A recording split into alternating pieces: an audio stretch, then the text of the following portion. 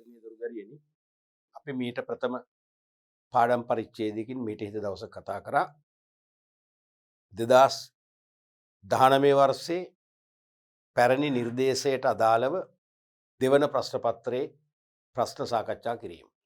අපි ඒකේ පළවෙනි ප්‍රශ්නේ සම්පූර්ණයෙන්ම ඉතා පුළුල් ලෙස සාකච්ඡා කරා. ලකුණු ලබා දෙන ආකාරය පැහැදිලි කරා. ඒ වගේම පිළිතුරු වල කැපැසිටි එක ධාරිතාවය ගැන අවබෝධයක් දුන්නා. සහ තව අපිට අමතර පිළිතුරු ලිවීමට ඇති හැකියාව උදාහරණ කීපයක් මගින් පෙන්නලා දුන්නා. අපි අද පාඩම් පරිච්ඡේදයෙන් කතා කරන්න යන්නේ ඒකේ දෙවෙනි ප්‍රශ්නයේ සිට ඉදිරියට. හොඳට මතක තියාගන්න මේ ප්‍රශ්න සාකච්ඡා කිරීම අතිශය වැදගත්. අපි කෙතරම් තියරි කොටස් ඉගෙන ගත්තත් විභාගයේදී යොමු වන ප්‍රශ්නෙට අපි ඉගෙනගත්ත න්‍යායාත්මක කොටස් නිවැරදිව තෝරලා බේරලා පෙරලා අරගෙන සාරාංශ කරලා ලියන එකත් වෙනම තාක්ෂණයක් නේ, වෙනම ශෛලියක් නේ. අන්නේ ශෛලිය හොඳට තේරුම් ගන්න ඕනේ. ලියන්නම් වාලේ ලියුවට ලකුණු ලැබෙන්නේ නැහැ. අනිවාර්යයෙන්ම අපි ලියන පිළිතුරු ප්‍රශ්නයට අදාළ බව කියන එක රැකෙන්න ඕනේ. අදාළ වෙන්න ඕනේ. රිලෙවන්සි කියන එක. අනික ප්‍රමාණාත්මක වෙන්නත් ඕනේ. ඒ කියන්නේ කරුණු හතරක් නම් හතරම ලියන්න ඕනේ. නැත්නම් ලකුණු අඩු වෙනවනේ. අඩු වෙන සෑම කරුණකටම ලකුණු භාගයක් හෝ එකක් අඩු වෙනවා. අනික නම් කර පැහැදිලි කරන්න කොත් නම් කළාට මදි ලකුණු භාගයයි පැහැදිලිවම කෙටියෙන් විස්තර කරන්නත් ඕන. ඒ නිසා අදාළ බව ඒ වගේම ප්‍රමාණාත්මක බව කියන සාධ්‍ය දෙක හොඳට උලුර ගන්න ව්‍යුහගත පේපර් එකේදී අදාළ බවයි ප්‍රමාණාත්මක බවයි අවශ්‍යමයි. ඊට අමතරව පොදුවේ සෑම ප්‍රශ්නයකටම මොකද්ද? පිළිවෙල. නීට්නස් එක පිළිවෙල. පිරිසිදු බව. සෑම ප්‍රශ්නයක්ම හොඳින් අංක දාලා ප්‍රධාන අංක එක කෙලින්, රෝමිලක්කම් අංක එක කෙලින් තේරෙනවා. අයනු එක කෙලින් දැන් අපි මේ print කරලා පෙන්නන්න ලස්සනට පේනවද මේ? දැන් මේ දෙකේ ඉලක්කම කෙලින් තමයි තුන්වෙනි එකත් එන්න ඕනේ. මේ රෝමිලක්කම් එක කෙලින් තමයි රෝමිලක්කම් දෙක එන්න ඕනේ. අයනු කෙලින් තමයි එන්න ඕනේ. සෑම කරුණක්ම අනික අංක දාන්න. ඕගොල්ලෝ විභාගෙ දක්වන තව දුර්වලතාවයක් නැත්නම් නරක පුරුද්දක් තමයි මේ කරුණු ලියන අංක දාන්නේ. සමහරට ඒ කරුණු දෙකක්ද කියලා හොයාගන්න බෑ. අන්තිම පරීක්ෂකවරු මොකද කරන්නේ? රතු පෑන් රවුම් කරලා බිංදු දෙකක් දායි. ප්‍රශ්න කරන්න බෑ ඒකට. ඒ නිසා හැම වෙලාවෙම කරුණු පෙන්වන්න අංක වලින් වෙන් කරන්න ඕනේ. පැහැදිලිනේ? රයිට්. අපි බලමු අද දෙවෙනි ප්‍රශ්නය. රෝමිලක්කම් එකේ අයන්න පෞද්ගලිකංශයේ ව්‍යාපාර කටයුතු වර්ධනය කරලීම උදෙසා ශ්‍රී ලංකා රජය මගින් ගනු ලබන ක්‍රියාමාර්ග හතරක් සඳහන් කරන්න. දැන් කොහොමද ලෝකේ පෞද්ගලීකරණයට තමයි ප්‍රයොරිටි එක හම්බෙන්නේ, ප්‍රමුඛතාවය හම්බෙන්නේ. ඒ නිසා ශ්‍රී ලංකා රජය පවා පෞද්ගලිකංශයේ ව්‍යාපාර කටයුතු වර්ධනය කරන්න යම් ක්‍රියාමාර්ග මෑතකදී දියත් කරලා තියෙනවා. ඉදිරියටත් දියත් කරાવી. මොකද අද පොදු මතයේ ලෝක පොදු මතයේ තමයි රාජ්‍ය ව්‍යවසායයට වඩා පෞද්ගලික ව්‍යවසාය ඉදිරියෙන් ඉන්නවා. ඒ කියන්නේ පෞද්ගලික ව්‍යවසාය හරිම කාර්යක්ෂමයි. තේරෙනවද? හරිම විධිමත්. ඒ වගේම පෞද්ගලික ව්‍යවසාය මගින් සේවකයන්ට ඉහළ වැටුප් සහ දීමනත් ලබා දෙනවා. ඒ නිසා සේවකයොත් වැඩ කරන්න කැමැත්තක් දක්වනවා. තේරුණාද? එනම් මොනවද? එකක් තමයි ණය යෝජනා ක්‍රම ක්‍රියාත්මක කිරීම. ඒ කියන්නේ පෞද්ගලිකංශයේ ව්‍යාපාරිකයෙක් වශයෙන් කිසියම් ව්‍යාපාර කටයුත්තක් ආරම්භ කරනවා නම් එයාට මූලික ප්‍රාග්ධනය සපයා ගන්න ඒගොල්ලන්ට ගැළපෙන වූ විවිධ ණය ක්‍රම ශ්‍රී ලංකා මහ බැංකුවේ නිර්දේශ යටතේ වාණිජ්‍ය බැංකු, සංවර්ධන බැංකු, ග්‍රාමීය බැංකු හරහා ලබා දෙන රජය කටයුතු කරලා තියෙනවා. තේරුණාද? දැන් ඔය ගැමි පුබුදුව ණය යෝජනා ක්‍රමේ, සුරතුර ණය යෝජනා ක්‍රමේ තියෙන හොඳ උදාහරණ. තේරුණාද? සීඩ්ස් ණය යෝජනා ක්‍රමේ ඒ වගේ ව්‍යාපාරවලටම ආවේනික වූ ණය ක්‍රම තුලින් ඒ ණය දෙන්නේ කාටද? රාජ්‍යාංශයට නෙවෙයි පෞද්ගලිකංශයේ ව්‍යාපාරවලට. ප්‍රධානම දිරිගැන්වීම. දෙවෙනි එක තමයි බදු සහන සහ බදු විරාම ලබා දීම. සමහරට ජාතික ආර්ථිකයට යහපතක් වන ආකාරයේ පෞද්ගලිකංශ ව්‍යාපාරණ. ඒ කියන්නේ පරිසරයට හානි වෙන්න බෑ. පරිසරය සුරකෙන්න ඕනේ. ජාතික නිෂ්පාදනයට වැඩි දායකත්වයක් ලැබෙන්න ඕනේ. ඉහළ රැකියා නියුක්තියකට දායකත්වය දෙන්න ඕනේ. තේරෙනවද? හැකිපමණ දේශීය අමුද්‍රව්‍ය යෙදවුම් වශයෙන් භාවිතා කරන්න ඕනේ. අපනයන අභිමුඛ නිෂ්පාදනයන් බිහි කරන්නේ. ඒ කියන්නේ මුළු නිෂ්පාදනයේම හෝ 150ට වැඩි ප්‍රමාණයක් විදේශයන්ට අපනයනයේ සඳහාම හදනවා. ඒ කියන්නේ විශාල විනිමය ප්‍රමාණයක් ඩොලර් ප්‍රමාණයක් ලංකාවට අදව ගන්න පුළුවන්. එවැනි සාධක සලකලා බදු සහන ලබා දෙනවා. නැත්තම් බදු විරාම ලබා දෙනවා. ටැක්ස් හොලිඩේස් ඒ කියන්නේ අවුරුදු 5ක් වගේ යනකම් බදු අය කරන්නේ. ඊට පස්සේ අය කරන අවුරුදු 3ක් විතර 50ක් වගේ බද්දා. අවුරුදු 8ක් විතර ගියාම තමයි 100% බදු අය කරන්නේ. එතකොට මේගොල්ලෝ ආයෝජනය කරලා ඒගොල්ලෝ ස්ථාවර වෙලා ප්‍රතිලාභ තුලින් ආයෝජනයෙන් සෑහෙන ප්‍රමාණයක් ආවරණය කරගෙන තියෙන බදු ගෙවන්න සූදානම් මේගොල්ලෝ. තේරුණාද? අන්න ඒ වගේ බදු සහන සහ බදු විරාම ලබා දෙනවා. තුන්වෙනි එක තමයි යටිතල පහසුකම් සංවර්ධනය. අනිවාර්යෙන් වෙන්න එපා. කිසිදු පෞද්ගලිකාංශයේ ව්‍යාපාරිකයෙකුට අධිවේගී මාර්ග විශාල ජලාශ ඇති කරලා විදුලි බල උත්පාදන ව්‍යාපෘති sannivedana ව්‍යාපෘති දියත් කරන්න බෑ. ඒ යටිතල පහසුකම් අවිවාදයෙන්ම සපයන්න වෙන්නේ රජයටමයි. රජය යටිතල පහසුකම් සපයා දෙනවා යනු ව්‍යාපාර ආරම්භ කරන්න හිතකර පසුබිමක් නැත්නම් ව්‍යාපාරිකයන්ට හොඳ අවස්ථා උදා කර දීමයි. ඒ නිසා රජයේ සෑම රජයක්ම මෙතෙක් බලයට ආපු සෑම රජයක්ම අඩු වැඩි වශයෙන් පුළුවන් තරම් යටිතල පහසුකම් සංවර්ධනය කරන්න විශාල මුදලක් වියදම් කරන්න නොහේතු නිසායි. සමහරට අපේ රටේ පුද්ගලයෝ අහනවා මොකටද මෙච්චර පාරවල් හදන්නේ? ප්‍රශ්න නැද්ද මේ රටේ? නෑ පාරවල් හදන්න ඕනේ. මොකද පාර කියන්නේ යටිතල පහසුකම්. යටිතල පහසුකම් තිබුණොත් තමයි කිසියම් හෝ ව්‍යාපාරිකයෙක් අඩු ගානේ විදේශ පෞද්ගලික ආයෝජකයෙක් හොයවිල්ලා ව්‍යාපාර වලට මෙහි සල්ලි උදවන්නේ. ඊළඟ එක තමයි අලෙවි පහසුකම් ලබා දීම. දැන් මේ විශේෂයෙන්ම සුළු හා මධ්‍ය පරිමාණ ගණේ ව්‍යාපාරිකයන්ට තියෙන ලොකු ගැටලුවක් තමයි තමන්ගේ නිෂ්පාදන අලෙවි කර ගැනීම. තේරුණාද? සුළු හා මධ්‍ය පරිමාණ ගණයට අයිති ව්‍යාපාරිකයන්ගේ නිමවුම් වලට එතරම් පිළිගැනීමක් නැහැනේ. ඇත්තටම නොසෙවූ භාණ්ඩ. සමහරට මේ භාණ්ඩ ගුණත්වය අතින් ඉතා ස්තරම්. සෞඛ්‍ය ආරක්ෂිතයි. තේරුණාද? ඒ කියන්නේ ගොඩක් වෙලාවට මේ රසායනික දේවල් ඉතාම අවම ලෙස භාවිතා කරලා ස්වභාවික දේවල් භාවිතා කරලා හදන තත්ත්වෙ උසස් භාණ්ඩ. නමුත් දන්නේ නැහැ. නොසෙව් භාණ්ඩ. ඒ ගැන දන්නවනම් ඉල්ලුමක් කරනවා. දැනගෙන ප්‍රමාණවත් ඉල්ලුමක් ලැබිලා ස්ථාවර වෙන කාලයක් යනවා. ඒ කාලය වෙනකම් යාළගේ නිමවුම් රජයේ මැදිහත් වී හෝ මිලදී ගැනීමට පහසුකම් තිය කරන්න ඕනේ. ඒ නිසා තමයි ඔය විස්කම් නිවස ඒ වගේම ලක් මැදුර වැනි රජයේ වෙළඳ මධ්‍යස්ථාන විවෘත කරලා ඒවට මිලදී ගන්නවා. ඒ මගින් භාණ්ඩ අලෙවි කර දෙනවා. තේරුණාද? එහෙම නැත්නම් රජයේ අපනයන සංවර්ධන මණ්ඩලය ඒ වගේම වාණිජ්‍ය දෙපාර්තමේන්තුව වැනි රජයේ බලාධිකාර මගින් විදේශ ගැනුම් කරුවන් සොයලා දෙනවා. අන්න ඒකෙන් තමන්ගේ භාණ්ඩ විකුණා ගන්න අලෙවි පහසුකම් ලබා දෙන්නේ ඒ නිසා. ඊළඟට උපකාරක සේවා සැපයීම. මොනවද? බැංකු, රක්ෂණ, sannivedana, ප්‍රවාහන වැනි සේවා. රජයට පවස පෙර දෙන්න වෙනවා. සමහරට සුළු හා මධ්‍ය පරිමාණ ව්‍යාපාරිකයන්ට දැවැන්ත ගබඩා ඉදි කරලා නඩත්තු කරන්න මූල්‍ය හැකියාවක් නැහැ. එහෙනම් රජයේ දෙපාර්තමේන්තු මගින් රජයේ සංස්ථා මගින් හරි ගබඩා ඉදි කරලා ඊටාම සුළු මුදලක් අය කරලා ගාස්තු අය කරලා සුළු හා මධ්‍ය පරිමාණ ව්‍යාපාරිකයන්ට ගබඩා පහසුකම් දෙනවා නම් ඒගොල්ලන්ගේ නිෂ්පාදන ධාරිතාවය ඒගොල්ලෝ තවත් වැඩි කරනවා මිසක් අඩු කරන්නේ නැහැ. ඒක නිසා ජාතික නිෂ්පාදනයේ ඉහළ යනවා, රැකියා නියුක්ති ඉහළ යනවා, පූර්ණ සේවා නියුක්ති තත්ත්වයට පත් කරගන්න පුළුවන්කම ලැබෙනවා. ඒ වගේ පහසුකම් ලබා දීම. ඊළඟට රාජ්‍යාංශයේ කාර්යයන් පෞද්ගලිකාංශයට ලබා දීම. රාජ්‍යාංශයේ ව්‍යවසායන් මගින් ඉටු කරන කාර්යයන් පවා පෞද්ගලිකාංශයට ඉටු කරන ලබා දෙන්න පුළුවන්. දැන් අපි දන්නවා ඉන්ධන බෙදා හැරීම අලෙවිය පවා පෞද්ගලිකාංශයට දීලා තියෙනවනේ. එහෙම දුන්නම තමයි ඵලදායි තරංකාරීත්වයක් ඇති වෙන්නේ. ඒතර කලින් තෙල් සංස්ථාවෙත් පිරවුම්හල් තියෙනවා.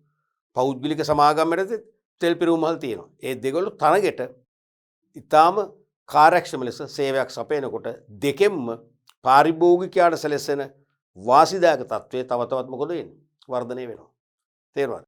ඒ නිසා රාජ්‍යාංශය ඉටු කරන ඇතැම් ව්‍යාපාර කටයුතු පුද්ගලිකාංශයට දෙන්නේ තරගකාරී පදනමක් යටතේ වඩා ගුණාත්මක කාර්යක්ෂම සේවාවක් රටේ ජනතාවට ලබා දෙන්න.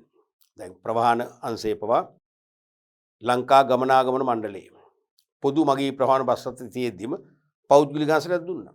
ඇයි? තරඟකාරී සේවාවක් මගින් ගුණාත්මක සේවාවක් මගින්ට ලබා දෙන්න.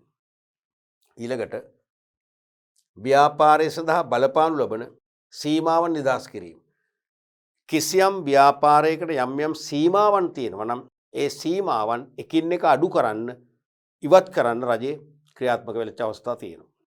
තේරෙනවද? ඒ සීමාවන් ඉවත් කරනවා කියන්නේ පෞද්ගලිකංශේ මෙතෙක් විභව ව්‍යාපාරිකයෙක් වශයෙන් හිටපු අය. කියන්නේ ව්‍යාපාරයකට එන්න කැමැත්තෙන් හිටපු අය සත්‍ය ව්‍යාපාරිකයන් බවට පෙරලා ගන්න පුළුවන්කම ලැබෙනවා.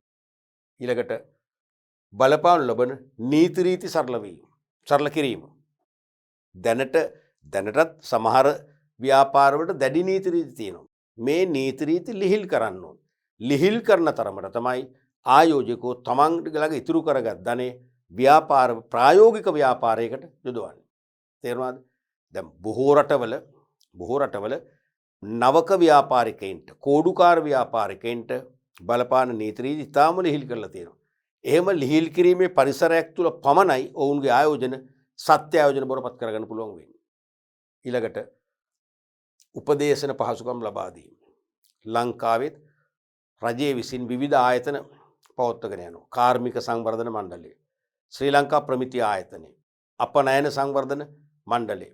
තේරුණාද? ඊට අමතරව ජාතික ඉංජිනේරු පර්යේෂණ හා සේවා මධ්‍යස්ථානය, කාර්මික තාක්ෂණික ආයතන, විශේෂම තාක්ෂණික අංශයට. මෙන්න මේ වගේ විවිධ බලාධිකාර මගින් ව්‍යාපාරිකින්ට අවශ්‍ය අලෙවිකරණ, තාක්ෂණික, මූල්‍ය ආදී විවිධ ශ්‍රේෂ්ඨ ඔස්සේ උපදේශන සේවා ලබා දීලා ඒ ව්‍යාපාරිකයන්ගේ යම් ව්‍යාපාරික අංශ පිළිබඳ තිබූ නොහැකියාවන් තේරුණාද? හැකියාවන් බවටපත් කරන්න. යම් ව්‍යාපාර ශ්‍රේෂ්ඨ පිළිබඳ දැක්වූ දක්ෂතා බවටපත් කරලා ඒ ව්‍යාපාරිකයන් වෙතින් හොඳ රටටම ඵලදායි ව්‍යාපාර අවස්ථා උදා කරන රජයේ දායකත්වය ලබා දෙනවා.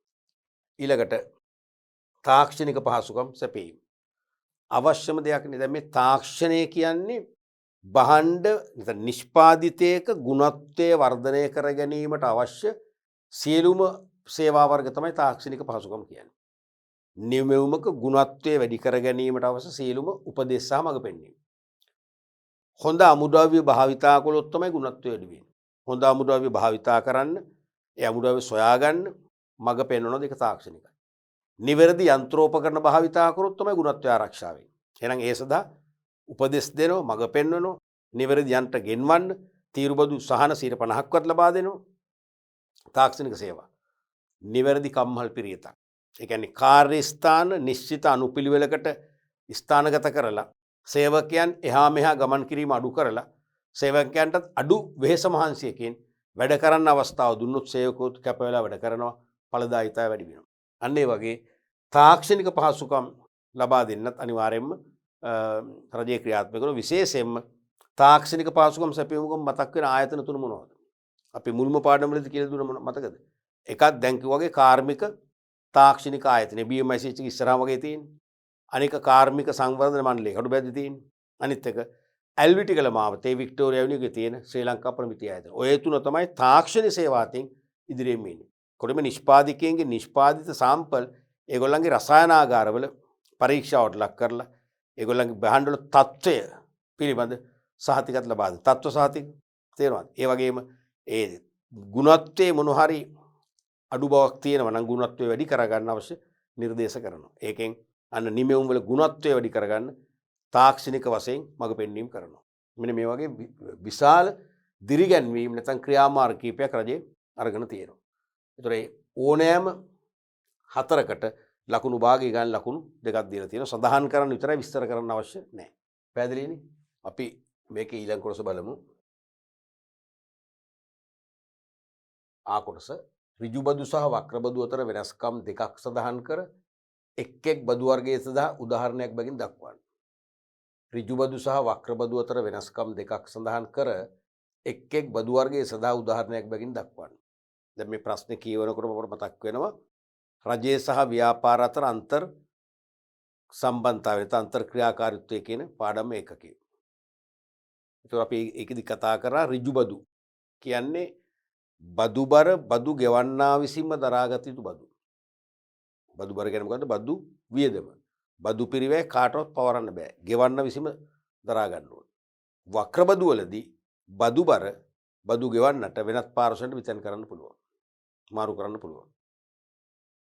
එතකොට මේ වගේ මේකේ ප්‍රශ්න කොටස් දෙකක් අහනෝනේ. එකක් තමයි බදු දෙකේ වෙනස්කම් දෙකක් අහනවා. වෙනස්කම් දෙකක් සඳහන් කරන්න විස්තර අවශ්‍ය නැහැ. ඒ වෙනස්කම් දෙක සඳහන් කරාම ලකුණු භාගය ගන්න ලකුණු එකක් ලැබෙනවා දෙකට. ඊට පස්සේ එක් බදු වර්ගයේ සදා උදාහරණ එකක් ඇති. උදාහරණය බැගින් දුන්නම උදාහරණ එකට උදාහරණ මේකට එකයි මේකට එකයි ලකුණු භාග බිල් ලකුණු එකක් ලැබෙනවා. එතකොට මේක එකම ප්‍රශ්නේ කොටස් දෙකක් නිසා ඕන අපිට තරු ලකුණු දෙකකින් වෙන් කරන්න පුළුවන්. මොකද පරීක්ෂකවරුන්ට අපේ උත්තරපත්‍රයේ වෙනසක් පේන්න ඕනේ. පිළිවෙලට ක්‍රමවත්ව විධිමත්ව වැඩ කරපු ළමයෙක් කියන හැඟීම දෙන්න ඕනේ ඒගොල්ලන්ට. උදාහරණයක් වෙනම පෙන්වන තරු ලකුණු දෙකක. ඔන්න උත්තර කොටස් දෙක තුන හයිලයිට්ලා පේනවා මේ වගේ. තේරුණානේ? එතකොට අසමානකම් ලියනකොට හැම වෙලාවෙම මේ ක්‍රමෙම අනුගමනය කරන්න. එක යට එක ලියන්න යන්න එපා. ඒකෙදි ඍජුබදු වක්‍රබදු කියන වචන දෙක කීප වෙනස්කම් හතරක් වුණා හතර පාරක් ලියනවා. දැන් මේක එකපාරෙන් ලියන්න ආයි ලියන්න ඕනේ නැහැ. කාලය ඉතුරු එක වචනයක් හරි අඩු කරගන්න කියන තප්පරයක් දෙකක් හරි ඉතුරු කරගන්නවා. තප්පරේ දෙක ඉතුරුලා තමයි විනාඩියක් වෙන්නේ. විනාඩි තමයි පැය භාගේ පැය වශයෙන් ඉතුරු කරන්න පුළුවන් වෙන්නේ. කාලය කළමනාකරණය කරන්න එහෙමයි. ඊළඟට මේක පිළිවෙල. දැන් මේකේ නිතරම මේ පළවෙනි පැත්ත සම්පූර්ණ උත්තරයක් ලියන්න. දෙවෙනි පැත්ත කෙටි උත්තරයක් ලියන්න. නිතරම මේ වම් අත පැත්තේ මුල් පැත්තේ සම්පූර්ණ උත්තරයක් ලියලා මේ පැත්ත කොට කරන්න කමක් නැහැ. දැන් මේකේ නම් මුල් පැත්තත් කොටයි වගේ කියන්නේ දැන් මේක ටීචර්ස්ලට දෙන ගයිඩ් එකනේ. ඕගොල්ලෝ සම්පූර්ණ උත්තර ලියන්න. දැන් උදාහරණයක් වශයෙන් පළවෙනි එක විතයන් කළ නොහැක මොනවද? දන්නේ නැහනේ. බදුබර විතයන් කළ නොහැක කියලා ඔයගොල්ලෝ ලියන්න පුරුදු වෙන්න. හරි බදුබර විතයන් කළ නොහැක. නමුත් මේ පැත්තට මේ ඇති. මොකද මේක සම්පූර්ණ උත්තරය ලිව්වනේ. නිතරම දෙවෙනි පැත්ත කොට කිරීමෙනුත් කෙටි පිළිතුරක් ලිවීමෙනුත් කාලේ ඉතුරු කර ගැනීමේ මල්ලට කාලය ඉතුරු කරගන්න. එහෙනම් බදුබර විතයන් කළ නොහැක විතයන් කළ හැක. දෙවෙනි එක ආදායම හා ඉපෙවුම මත අය කරයි. පුද්ගලයන්ගේ ආදායම ඒ වගේම ඒගොල්ලෝගේ ඉපෙවුම්. ඉපෙවුම් කියන ආදායමනේ මත අය කරනවා. අරකේ භාණ්ඩ හා සේවා මත තමයි අය කරන්නේ. වක්‍රබදු භාණ්ඩ හා සේවා මතනේ. ඇයි? කෙලින්ම ගෙවන බද්ද භාණ්ඩ හා සේවා වල මිලට එකතු වෙනවනේ.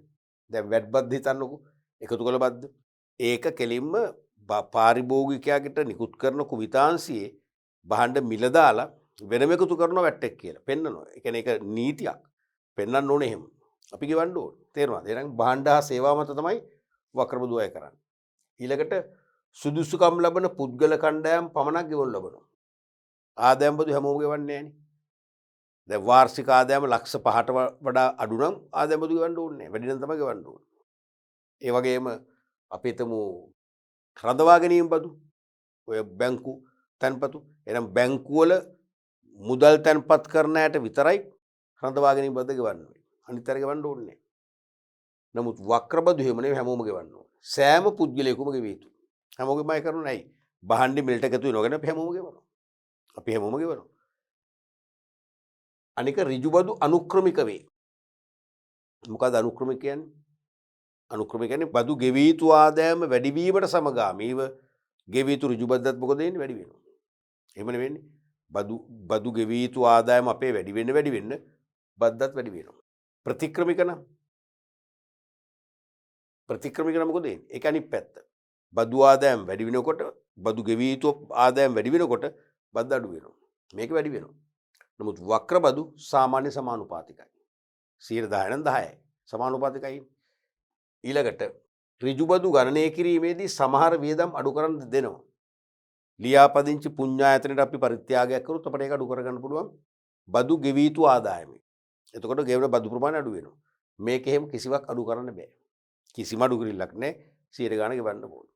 ඔන්න ඔයගේ වෙනස්කම් වල උපරිම වෙනස්කම් දෙකක් ඇති. හරිද? මෙන්න උදාහරණ එක බැගින් අහනවනේ. ආදායම් බදු, සමාගම් බදු. ඒ කියන්නේ සමාගමේ විකුණුම් ආදායම් මත කරන බද්ද. ඒ වගේම රඳවා ගැනීම බදු, ප්‍රාග්ධන ලාභ මත බදු, ඒ වගේව කෙලිම ඍජු බදු.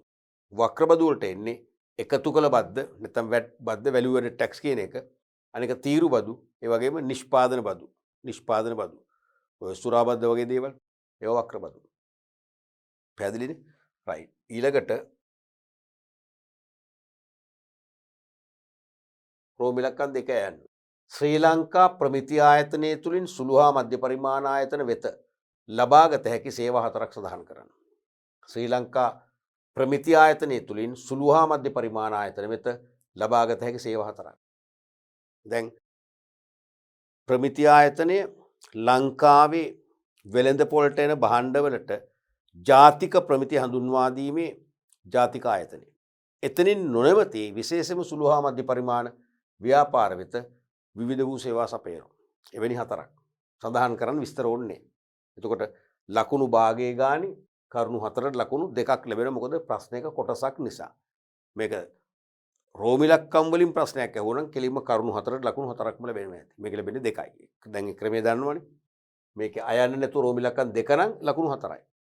අයන්න හෝ ආ නිසා ඒත් කරුණු හතරමයි ලකුණු දෙකක් හම්බෙන්නේ. ඒ නිසා තමයි සඳහන් කරන්න කියන්නේ විස්තර කිරීම ඉල්ලන්නේ නැහැ එතකොට. මොකක්ද දෙකක්. එකක් තමයි ප්‍රමිති පිරිවිතර ලබා ගැනීමට හැකිවීම. දැන් සුළු හා මධ්‍ය පරිමාණ ව්‍යාපාරිකයන්ගේ නිමෙවුම් තමයි නොසෙවූ භාණ්ඩ වෙන්නේ. ගොඩක් අය දන්නේ නැහැ. විශ්වාස කරන්නේ ඒක තත්ත්වය හොඳයි කියලා හිතන්නේ. තේරුණාද? ඒ නිසා ඒගොල්ලන්ට තමයි අනිවාර්යෙන් ප්‍රමිති පිරිවිතරයක් ඕනේ. නැත්නම් ප්‍රමිතියක් ඕනේ. එන සුළු හා මධ්‍ය පරිමාණ ව්‍යාපාරිකයෙක් නිෂ්පාදිත සාම්පල් හදලා ප්‍රමිති ආයතනයේ නියමිත ඉල්ලුම්පත්‍රය පුරවල ඉල්ලීමක් කරාම ප්‍රමිතිය හදලා දෙනවා. ඊට පස්සේ බලුවම අපිට ප්‍රමිතිය අනු හැමදාම භාණ්ඩ ගුණාත්මකව හදන්න. ඒක විශාල සේවයක්. මොකද සුළු හා මධ්‍ය පරිමාණ ව්‍යාපාරිකයෙකුට වෙනම රසායනාගාරයක් සහිත තත්ත්වපාලනංශයක් නඩත්තු කරලා ප්‍රමිතියක් හදාගෙන ප්‍රමිතිය පවත්වාගෙන යන්න විශාල මූලධනයක් නැහැ. එහෙනම් ප්‍රමිති ආයතනය ඒ සදා ප්‍රමිතිය හදලා දෙනවා. දෙවෙනි එක තමයි පරීක්ෂණාගාර පහසුකම්. ඒ කියන්නේ සුළු හා මධ්‍ය පරිමාණ ව්‍යාපාරිකයන්ගේ ඕනෑම නිමෙවුමක් ප්‍රමිති ඇතුව හරි නැතුව හරි ඕනෑම නිමෙවුම් සාම්පල් එකක් ප්‍රමිති ආයතනයේ පරීක්ෂණාගාරයේදී පරීක්ෂා කරගන්න පුළුවන්. පරීක්ෂා කළා ඒගොල්ලෝ තත්ත්වය හොඳ නම් ඒ බව සාතික කරලා දෙනවා. තත්ත්වය හොඳ නැත්නම් ඒ දුර්වලතා පෙන්වලා දීලා ඒව නිවැරදි කරගන්න පිළියම් නිර්දේශ කරලා දෙනවා. ඉතින් ඒකෙනුත් උසස් තත්ත්වයේ භාණ්ඩ නිෂ්පාදනය කරලා වෙළඳ පොළ දිනන්න සුළු හා මධ්‍ය පරිමාණ ව්‍යාපාරිකයන්ට ප්‍රමිති ආයතනයේ සහාය දක්වනවා. ඊළඟට ජාතික හා ජාත්‍යන්තර ප්‍රමිති සහතික ලබාගත හැකි වීම. දැන් සුළු හා මධ්‍ය පරිමාණ ව්‍යාපාරිකයෙකුට පුළුවන් ප්‍රමිතිය තමන් විසින් ගොඩනගාගත්ත ප්‍රමිතිය කරන්නු සාම්පල් හදලා ප්‍රමිති ආයතනෙන් ඉල්ලීමක් කරාම තේරුණාද? SLS ලාංඡනය දෙන්නේ මතකයිනේ. ඒගොල්ලෝ ඊට පස්සේ ආයතනයේ තත්ත්වපාලන ක්‍රමය පරීක්ෂා කරලා බලනවා. හරිද? ඊට පස්සේ ප්‍රමිතියක් තිබේද කියලා තහවුරු කරගන්නවා. නැත්නම් ඒගොල්ලෝ හදලා දෙනවා. ඊට පස්සේ දෙවනවරත් තත්ත්වපාලන ක්‍රමය පරීක්ෂා කරලා ඒකටත් එකග නම් ප්‍රමිති නීති රීති වලට එකඟත්වය පළ කරමින් ගිවිසුමක් අත්සන් කරලා SLS ලාංඡනය භාවිතා කරන අවසර දෙනවා. ඒක තමයි කියන්නේ ජාතික ප්‍රමිති සහතික කියන්නේ ඒකයි. එහෙම නැත්නම් ISO ආයතනය. ඒ කියන්නේ ජාත්‍යන්තර ප්‍රමිති ආයතන විසින් හදපු ප්‍රමිතියක් වුණත් අපිට ප්‍රමිති ආයතන වල අනුමත කරගන්න පුළුවන්. තේරුණාද? මේ ස්විට්සර්ලන්තයේ ජිනීවා යන්න ඕනේ නැහැ ඒකට. තේරුණාද? මොකද ස්විට්සර්ලන්තයේ ජිනීවා වල තියෙන මව් ආයතනයේ සමාජික ආයතනයක් තමයි ශ්‍රී ලංකා ප්‍රමිති ආයතනය. එහෙනම් ඒගොල්ලන්ගේ ජාත්‍යන්තර ප්‍රමිතියක් වුණත් මේගොල්ලන්ට අනුමත කරගන්න පුළුවන්, සහතික කරගන්න පුළුවන් ස්විට්සර්ලන්තෙට නොගිහිල්ලා ශ්‍රී ලංකා ප්‍රමිති ආයතනය හරහා. ඊළඟට ප්‍රමිතිකරණය සහ තත්ත්වපාලනය පිළිබඳව පුහුණු වීම. සුළු හා මධ්‍ය පරිමාණ ව්‍යාපාරිකයින්ට තමන් ළඟ ඉන්න සේවකයින්ට තාක්ෂණික ශිල්පීන්ට ප්‍රමිතිකරණය සහ තත්ත්වපාලනය පිළිබඳ දැනුම අඩු නම් ඒ සඳහා පුහුණු වීම අවස්ථා ලබා දීම ප්‍රමිති ආයතනයෙන් කරනවා. බොහෝම සුළු මුදලක් අය කරලා තමයි කරන්නේ. ඉතින් ඒක ලොකු වාසියක්. ඊට පස්සේ මෙතෙක් ප්‍රමිතිකරණයක් සහ තත්ත්වපාලනයක් නොතිබුණු සුළු හා මධ්‍ය පරිමාණ ව්‍යාපාරිකයට එතෙන් සිට ප්‍රමිතිකරණය සහ තත්ත්වපාලනය තුළ ඉදිරියට යන්න අවස්ථාව ලැබෙනවා. ඊළඟට පුස්තකාල සේවා ලබාගත හැකි වීම. පුස්තකාල සේවා. දැන් ඇත්තටම ශ්‍රී ලංකා ප්‍රමිති ආයතනයේ ඇල්බිටිගල මාවතේ තියෙන වික්ටෝරියා ඇවිනියු එකේ තියෙන ප්‍රමිති ආයතන ගිහිල්ලා බලන්න ඕන වෙලාවක් ලැබුණොත් විවේක දවසක හොඳ පුස්තකාලයක් තියෙනවා. ජාත්‍යන්තර ප්‍රමිතිකරණය සහ තත්ත්වපාලනය සම්බන්ධ ලියුණු ප්‍රසිද්ධ පෙළේ පොත්පත් රාශියක් තියෙනවා. අන්න ඒ සේවාවත් මේගොල්ලෝ ලබා ගන්න පුළුවන්. ඒකේ ඕනනම් මෙම්බර්ෂිප් එක ගන්න පුළුවන්. සමාජිකත්වයේ ගත්තොත් සුළු හා මධ්‍ය පරිමාණ ව්‍යාපාරිකයාට පොත්පත් ඒගොල්ලන්ගේ ව්‍යාපාර ස්ථානට රැගෙන ගිහිල්ලා පරිශීලනය කරලා ආපසු බර දෙන්න පුළුවන්. ඊළඟට පද්ධති සහතිකරණ සේවා. මේ පද්ධති සහතිකරණ සේවා කියන්නේ සුළු හා මධ්‍ය පරිමාණ ව්‍යාපාරිකයන්ට පුළුවන් කිසියම් නිෂ්පාදන ක්‍රියාවලියක් ස්ථාපිත කළ. කියන්නේ පිරියත මතක නිෂ්පාදන පිරියතක් හදලා ඒක ප්‍රමිති ආයතනයෙන් ලව්ව පරීක්ෂා කරව ගන්න පුළුවන්. ඒ ප්‍රමිති ආයතන දැනෙනවා නම් අපි ස්ථාපිත කරපු නිෂ්පාදන පිරියත හේවත් කම්මල් පිරියත හරිම ක්‍රමානුකූලයි විද්‍යානුකූලයි සේවකයන්ගේ කාල නාස්ති වෙන්නේ අමුද්‍රව්‍ය නාස්ති වෙන්නේ නැහැ කියලා දැනෙනවා නම් ඒක අනුමත කරනවා. ඒක අනුමත කිරීමත් අතිශය වැදගත්. මොකද අනුමත කරාම ඒගොල්ලන්ගේ නිෂ්පාදිතයක අහඹුලස හරි මොන හරි දෝෂයක් ඇති වුණත් පාරිභෝගිකයා පැමිණිල්ලක් කරත් ඒගොල්ලන්ට ලොකු නෛතික චෝදනාවක් නගන්න බෑ. මොකද ප්‍රමිති ආයතනය පවා අනුමත කරලා තියෙනවා. අන්න ඒ වගේ විශේෂයෙන්ම මේ නිෂ්පාදන ක්‍රියාවලිය තමයි මේ පද්ධතිය කියන්නේ. නිෂ්පාදන ක්‍රියාවලිය නැත්තම් කම්මල් පිරියත පරීක්ෂා කරලා අනුමත කරගන්න පුළුවන්. ගොඩක්ම දෝෂ තියෙනවා නම් ඒව නිවැරදි කරගන්නත් ඒගොල්ලෝ මඟ පෙන්නනවා. නිවැරදි කරගත්තන් පස්සේ ආයි පරීක්ෂා කරලා අනුමත කරනවා. ඊළඟ එක තමයි තොරතුරු සේවා. ප්‍රමිති ආයතන ළඟ වෙළඳපොළ සම්බන්ධ විවිධ තොරතුරු තියෙනවා. විශේෂයෙන්ම නිෂ්පාදිත තරඟකාරී නිමවුම් පිළිබඳ. ඒවයි තාක්ෂණික පැත්ත. ප්‍රමිතියක් තියනවද නැද්ද කියන එක.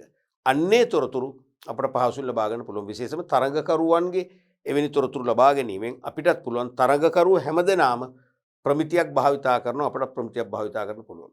තරඟකරුව තත්ත්වපාලන අංශයක් පවත්වාගෙන යමින් ප්‍රමිතිය ආරක්ෂා කරනවා අපිටත් පුළුවන් ඒ තත්ත්වේ කොහොම හරි උදා කරගන්න. අන්න ඒ වගේ සේවාවන් රසක්ම සුළු හා මධ්‍ය පරිමාණ ව්‍යාපාර වෙතින් ලබා ගන්න පුළුවන්. ඔන්න වගේ කාරණා 4කට ලකුණු භාග්‍යවේගී ලකුණු 2ක් ලබා ගන්න පුළුවන්. අපි බලමු ඊළඟ ප්‍රශ්නයත්. ආ කොටසේකේ ශ්‍රී ලංකා මහ බැංකුව විසින් මූල්‍ය ප්‍රතිපත්ති ක්‍රියාත්මක කිරීම උදෙසා භාවිතා කරනු ලබන ප්‍රතිපත්ති පොලියන උපාත වර්ග 2ක් විස්තර කරන්න. ශ්‍රී ලංකා මහ බැංකුව විසින් මූල්‍ය ප්‍රතිපත්ති ක්‍රියාත්මක කිරීම උදෙසා කියන්නේ මූල්‍ය ප්‍රතිපත්ති ක්‍රියාත්මක කරනවා කියන්නේ මූල්‍ය පාලන උපකරණ ක්‍රියාවේ යොදවමින් මුදල් සැපෙවුම ප්‍රශස්ත මට්ටමින් පවත්වාගෙන යාම. ඒ කියන්නේ රටේ ජාතික නිෂ්පාදනයේ ක්‍රියාත්මක වන වේගයට සමාන්තර වූ මුදල් සැපෙවුම පවත්වාගෙන යාම තමයි මේක අදහස් කරන්නේ. මූල්‍ය ප්‍රතිපත්ති ක්‍රියාත්මක කරනවා කියන්නේ ඒකයි. අපි කලින් ඒව ඉගෙනුවානේ. එතකොට මුදල් සැපෙවුම පමණට ඉක්මවා ගියොත් මොකද වෙන්නේ? අනිවාර්යයෙන්ම රුපියලයේ බාල්දු වෙනවා. උද්දමනකාරී තත්ත්වයක් රටේ නිර්මාණය වෙනවා. භාණ්ඩ මිල රොකට් එක වගේ හිල යනවා. එහෙම නොවන්න තමයි ප්‍රශස්ත මුදල් සැපයුමක් පවත්වාගෙන යන්නේ මහ බැංකුව හැම වෙලාවෙම උත්සාහ කරන්නේ. එහිදී ප්‍රධාන ප්‍රතිපත්ති පොලිය අනුපාත කීපයක් ක්‍රියාත්මක කරනවා. එකක් තමයි නිත්‍ය තැන්පතු පහසුකම් අනුපාතිකය. නිත්‍ය තැන්පතු පහසුකම් අනුපාතය. Standing deposit facility rate. Standing deposit facility rate. මේ කියන්නේ රජයේ සුරකුම්පත්වල ආයෝජනය කිරීමේදී නැත්නම් ප්‍රතිවිකුණුම් ගණුදුණු වලදී සුරකුම්පත්වල ආයෝජනය කිරීමේදී ගෙවුම් ලබන පොලිය අනුපාතකය. තාම කෙටියෙන් තමයි පැහැදිලි කිරීම කරන්න මාකින් ස්කීම් එකේ. මේක මට නම් ප්‍රමාණවත් නැහැ. දැන් මේක කමන්නේ ටීචර්ස්ලාට මේක දෙන්නේ ඕගොල්ලන් නෙවෙයිනේ. දැන් අපි හරියට ලියන්නේ මේක රජයේ සුරකුම්පත්වල ආයෝජනය කිරීමේදී කවුද? උත්තරයක් නැහැ. තේරුණාද? මේ කියන්නේ අපි දන්නවා රජයේ සුරකුම්පත් මහා භාණ්ඩාගාර දෙපාර්තමේන්තුව වෙනුවෙන් නිකුත් කරන ශ්‍රී ලංකා මහ බැංකුව. මොනවටද? රජයට මහජනයාගෙන් ණය ප්‍රාග්ධනය රැස් කරන්න. ඒ සුරකුම්පත් මහ බැංකුව විකුණනකොටම ඒක ප්‍රථම වතාවට මිලදී ගන්න අවසර ලැබෙන්නේ අපිට නෙවෙයි. අපිට ගන්න බෑ. කලින් අපටත් ගන්න ක්‍රමයක් තිබුණා. 90 අප්‍රේල් 1 වෙනිදාන් පස්සේ ඒ ක්‍රමෙ නැති වුණා. දැන් මහ බැංකුව රජයේ වෙනුවෙන් සුරකුම්පත් විකුණනකොට ඒක මිලදී ගන්න පුළුවන් ප්‍රාථමික වාණිජ බැංකු සහ ප්‍රාථමික වෙළඳුන්ට පමණයි.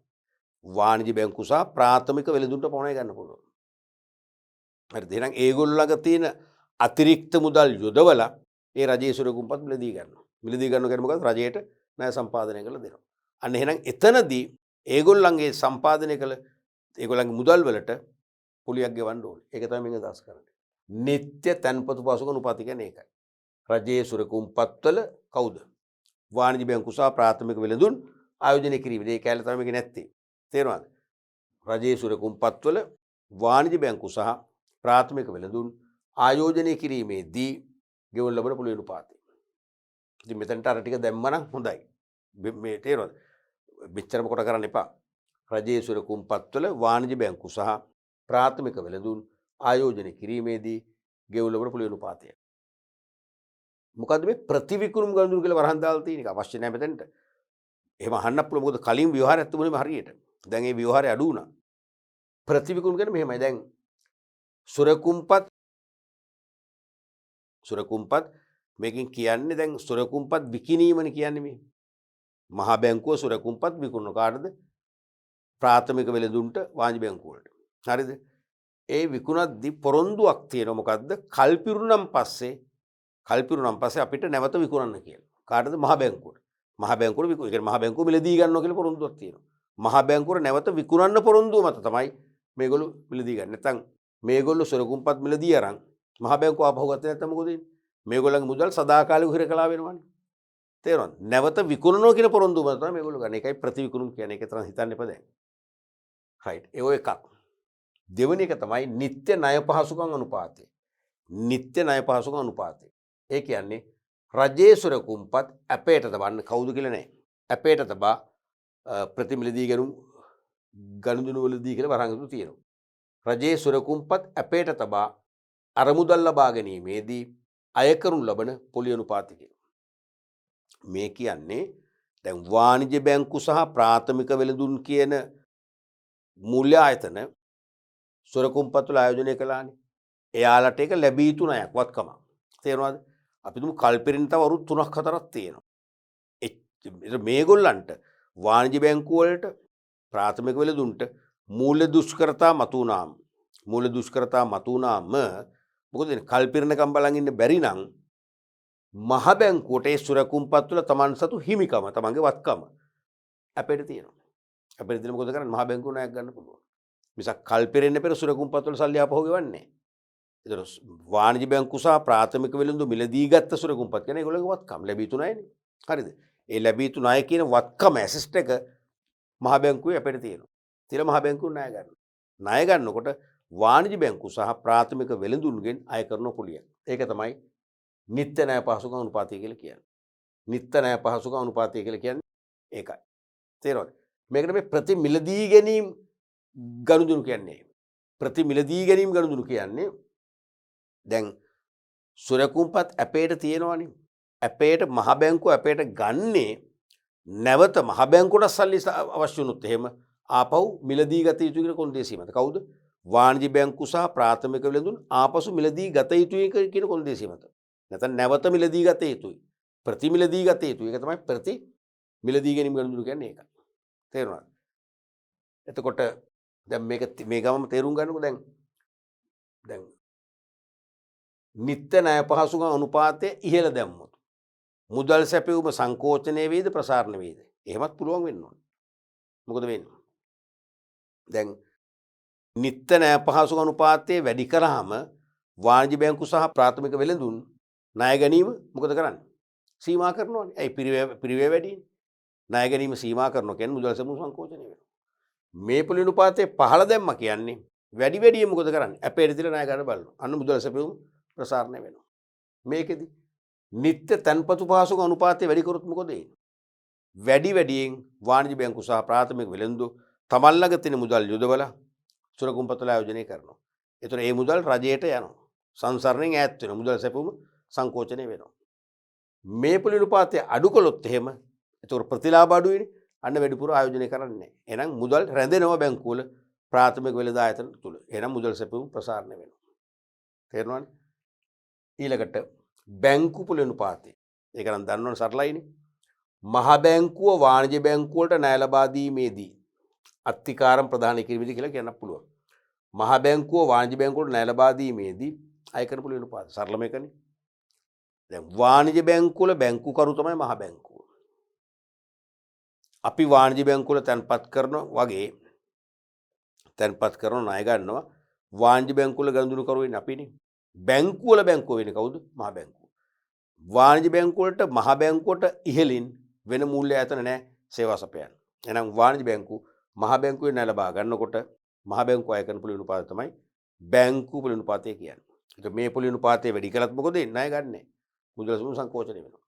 මේ පොලි අනුපාතය පහළ දැම්මොත් බැංකුව වැඩියෙන් ණය අරගෙන මහ ජනතාවට ණය මුදා හරිනවා. මුදල් සැපයුම ප්‍රසාරණය වෙනවා. තේරෙනවද? ඒක දැනෙන්න ඕනේ. දැන් මේ අත්තිකාරම් කියන්නේ මොකද්ද? දැන් මහ බැංකුව කිසියම් වාණිජ බැංකුවට ණයක් දෙන්න එකඟ වෙලා ඒ ණය මුදල ඉදිරියේදී දෙනකම් සමහරට කොටසක් ඇඩ්වාන්ස් එකක් දෙනවා. අපි ණය කෝටි 500ක් කියලා කෝටි 50ක් මුලින් දෙන ඇඩ්වාන්ස් එකක්. යන්නේ කෝටි 500 ඇඩ්වාන්ස් එකට අත්තිකාරමටත් අය කරනවා. දෙකම එකයි. ණයම කොටසක්නේ තේරෙනවද? ඊළඟට ව්‍යවස්ථාපිත සංචිත අවශ්‍යතා අනුපාතිකය. ඕකටම කියනවා විචල්්‍ය කියලාත් කියනෝනේ. විචල්්‍ය සංචිත කියන්නේ තෝකමයි. විචල්්‍ය එක්ක විචල්්‍ය සංචිත අවශ්‍යතා අනුපාතය නැත්නම් ව්‍යවස්ථාපිත සංචිත අවශ්‍යතා අනුපාතිකය. මොකක්ද ඒ කියන්නේ? වාණිජ බැංකුව විසින් තම තැන්පතු සඳහා මහ බැංකුවේ තැන්පතු කළ යුතු සංචිත අවශ්‍යතා. සෑම වාණිජ බැංකුවකම දිනපතා මුළු තැන්පතු ධාරිතාවය තියෙනවානේ. ජංගම, ඉතුරු, විස්තාර කියන ගිණුම් වර්ග තුන මූලික. ওই තුනේ සියලුම ශාඛාවල තියෙන තැන්පතු ධාරිතාව ඒ ධාරිතාවෙන් කලින් කලට මහ බැංකුව නියම කරන ප්‍රතිශතයක් මහ බැංකුව තුල වාණිජ බැංකුව නමින්ම ජංගම ගිණුමක් ඕපන් කරනවානේ. ඒ ගිණුමට ගිහිල්ලා තැන්පත් කරන්න බැර කරන්න. ඒක නීතිමය අවශ්‍යතාවයක්. දැන් මේ දවස්වල පහුගිය දවස්වල තිබුණේ 8.5%. දැන් මේ දවස්වල මම හෙව්විනේ ගාන දැන් ඒ කියන්නේ රුපියල් ලක්ෂයක් නම් මුළු තැන්පතු බැංකුවේ හරිද 8500ක් ගිහලා දාන්න ඕනේ මහ බැංකුවේ. ඕක ඩබල් කරොත් ඩබල් කරලා වැඩි කරොත් මොකද වෙන්නේ? 15000ක් දාන්න ඕනේ. අනේ නම් බැංකුවල සල්ලි මහ බැංකුවෙට ඇදිලා යනවා. මුදල් සැපුම් සංකෝචනය වෙනවා. මේ අනුපාතේ පහත දානවා කියන්නේ බැංකු තැන්පතු ධාරිතාවෙන් මහ බැංකුවේ අදාළ වාණිජ බැංකු ගිණුමට දාන්න ප්‍රමාණය අඩු වෙනවා. එහෙනම් සල්ලි ඉතුරු වෙනවා. ණය දෙන්න පුළුවන්. මුදල් සැපුම් ප්‍රසාරණය වෙනවා. අන්න ඒ වගේ මේක විනිවිද භාවයෙන්ම තර්ක කරලා තේරුම් ගන්න මිසක් මේව කටපාඩම් කරන්න බෑ. ඒතකොට මෙන්න මේ වගේ නම් කිරීමට ලකුණු භාගය ගන්න ලකුණු 1යි. හරිද? දෙකක් මේක පැහැදිලිව කියන විස්තර කරන්න කියලා. ඒ නිසා මේ වගේ කෙටියෙන් විස්තර කරාම ලකුණු භාගය බැගින් කරුණු දෙකට ලකුණු 1යි මුළු ලකුණු 2ක් ලබා ගන්න පුළුවන්. මේ මතක තියාගන්න මෙන්න මේ පොලි අනුපාත නිතර අපේ පේපර් එකේ දෝලණය වෙනවා. මොකද මුදල් සැපෙවුම උද්දමනයට බලපාන සංකල්ප වශයෙන් වෙන්න පුළුවන් මේකට වැඩි බර තැබීමක් කරන්නේ. පැහැදිලිනේ? අපි ඊළඟ ප්‍රශ්නේ බලමු.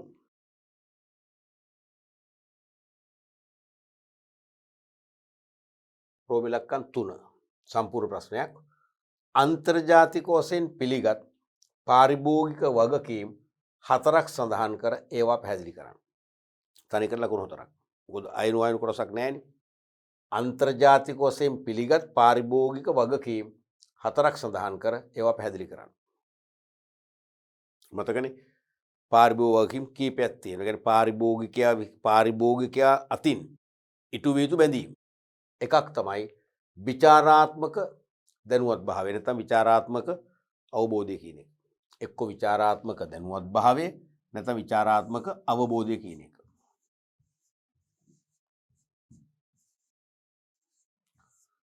විචාරාත්මක දැනුවත් භාවය නැත්නම් විචාරාත්මක අවබෝධය. භාණ්ඩ හා සේවාවන්ගේ තත්ත්වය සහ මිල පිළිබඳ ප්‍රශ්න කිරීම සහ සෝදිසියෙන් සිටීම කියන හැකියාව තමයි මම අදහස් කරන්නේ. විචාරාත්මක අවබෝධය. තේරුණාද? දැන් භාණ්ඩ හා සේවාවන්ගේ තත්ත්වය ඒවා බාල තත්ත්වයේවද? සෞඛ්‍ය ආරක්ෂිත නැද්ද? තේරුණාද? එහෙම නැත්නම් යල්පැනගේ භාණ්ඩද මේ මාකට් එකේ විකුණන්නේ? ඒවායේ මිල නියම මිලද? නැත්නම් ලිස්ට් ප්‍රයිස් එක ඉක්මවා කළු කඩ මිලක් දල්වි කරන්නේ. අන්න එහෙම ඒ කියන්නේ ඒ පිළිබඳ ප්‍රශ්න කරන්න. සැකයක් මතුනොත් ප්‍රශ්න කරන්න. සහ සෝදිසියෙන් සිටීමේ බැඳියාවක් සෑම පාරිභෝගිකයෙක් වෙතම තියෙනවා. ඒක තමයි විචාරාත්මක දැනුවත් භාවය නැත්නම් අවබෝධය කියන්නේ. දැන් සමහර පාරිභෝගිකයෝ එහෙම නෙවෙයිනේ. දැන් අපි තුමු ගිය සතියේත් ගත්ත කිසියම් භාණ්ඩයක් රුපියල් 100යි. අද ගන්නකොට 150යි. ප්‍රශ්න කරන්නේ නැහැ. දැන් ඉතින් බඩු ගණන්නේ වෙන්නේ නැති කියලා හිතන් යනවා. එහෙම බෑ. ආයි ගිය සතියේ 100යි. මොකද අද එකපාරට 150කින් විල වැඩි කොහොමද? කවුද වැඩි කළේ? එහෙම ਵਿਚාරන්න අපිට හැකියාවක් තියෙනවා. සෝදිසියෙන් ඉන්න ඕනේ. තේරුණාද? ඒ වගේ මේ විශේෂයෙන්ම භාණ්ඩවල තත්ත්වය ගිය සතියේ ගත්ත භාණ්ඩේ ප්‍රමිතිය හොඳයිනේ. තත්ත්වය හොඳයිනේ. දැන් මේකේ තත්ත්වය බාලයිනේ. කොහොමද තත්ත්වය බාල වුනේ? එහෙම ප්‍රශ්න කිරීමේ හැකියාවක් තියෙනවා. ඒක තමයි විචාරාත්මක දැනුවත් භාවය නැත්නම් අවබෝධය කියන්නේ. දෙවෙනි එක තමයි ක්‍රියා කිරීම නැත්නම් සක්‍රීය සහභාගීත්වය. ඇක්ෂන් කියන එක ක්‍රියා කිරීම. යුක්ති සහගත සහ සාධාරණ ගනුදෙනු සඳහා ක්‍රියා කිරීම පාරිභෝගික අයිතීන් සහ ආධිපත්‍ය තහවුරු කිරීමට ක්‍රියා කිරීම තමයි මේක අදහස් කරන්නේ. යුක්ති සහගත සහ සාධාරණ ගනුදෙනු සඳහා ක්‍රියාත්මක වෙන්න ඕනේ. දැන් වෙලෙන්දෙක් අසාධාරණ විදියට ගනුදෙනුවක් කරන්න සැරසුණත් අපි ඒකට ඉඩ දෙන්නේ නැහැ. ඒක තමයි ක්‍රියා කිරීම කියන්නේ. වෙලෙන්දෙක් කියනවා ඔය බහන්න තෝරන්න එපා. මම ගත්තෙත් තෝරන්න නැතුව. ඒක අපිට අදාළ නැහැ. වෙලෙන්ද තෝරන්න නැතුව ගත්තේ එයාගේ නොසලකිල්ල හෝ නුදුනොත්කම හෝ නිවටකම. නමුත් අපට තෝරන්න අයිතියක් තියෙනවා. තෝරා ගැනීමේ අයිතිය කියන එක අපිට ජෝන් එෆ් කෙනෙඩි දීපු වරමක්. ඒ විතරක් නෙවෙයි වරම අපේ රටේ පාරිභෝගික අධිකාරී පනත කියන නීතිනු සම්මත කරලා තියෙනවා. එහෙනම් අපිට පුළුවන් තෝරගන්න. ඒක තමයි ක්‍රියා කිරීම කියන්නේ. එහෙම ක්‍රියා කරන්න අපට බලයක් තියෙද්දි ක්‍රියා නොකර ඉදීම තමයි වගකීම් පැහැරීමක් වෙන්නේ. තේරුණාද? ඒ වගේ අපට ඕන කේවල් කරන්න පුළුවන්. සමහර නිශ්චිත මිලක් ලකුණු කරලා නැති භාණ්ඩයකට නම් කේවල් කිරීමේ අයිතිය තියෙනවා. හිතන්න මාළු වෙලෙන්සලක මාළු ගන්න ගියයි කියලා. මාළුගේ මිල ගහලා තියෙනවද? නෑනේ. ඊටාම සීමිත අවස්ථාවල විතර පැකට් කරලා මිල ගහලා තියෙන නැත්නම් සාමාන්‍යයෙන් නැහැනේ. ඒක අපිට කේවල් කරන්න පුළුවන්. අන්න ඒ වගේ යුක්ති සහගත හා සාධාරණ ගණන්. අපි දුන්න මාළු ගන්න ගියාම ඊයේ මාළු කිලෝක රුපියල් 800යි. අද 1000යි. අද අපිට පේනවා අද මාළු ඊයේ මාළුම පරණයි. ඒක අපිට තරක කරන්න පුළුවන් ඊයේ ගෙන මාළුමනේ. අතිරේක පිරිවැයක් දැරුවේ නෑනේ. අයිස් දාලා පරණ උනානේ.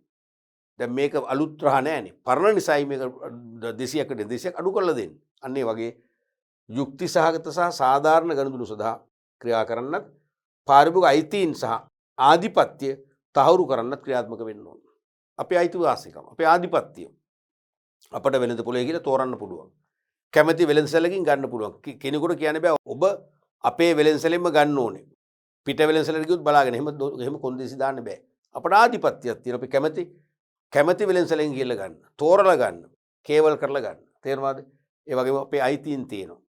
තොරතුරු දැන ගැනීම, තෝරා ගැනීම, සවන් යොමු කරවා ගැනීම. තේරෙනවද? අන්නේ අයිතිවාසිකම් වෙනුවෙන් අපට ක්‍රියාත්මක වෙන්න පුළුවන්. දැන් අපි හිතමු ඇසුරුම් කළ භාණ්ඩයක නම් ඇසුරුමේ තියෙන විස්තර. නිෂ්පාදනය කළ දිනය, date of expiry, ingredients අඩංගු ද්‍රව්‍ය. ඒව නැත්නම් අපිට පුළුවන් කරුණාකර මට කියන්න කවද්ද මේක එක්ස්පයර් වෙන්නේ. දන්නේ නැහැ කියන්න බෑ. දන්නේ නැත්නම් විකුණන්න බෑ. ඇයි අපිට ඒ තොරතුරු දෙන්න එපා. අන්න ඒ වගේ එකක් තමයි මේ ක්‍රියාකාරී බව නැත්නම් සක්‍රීය සහභාගීත්වය කියන්නේ.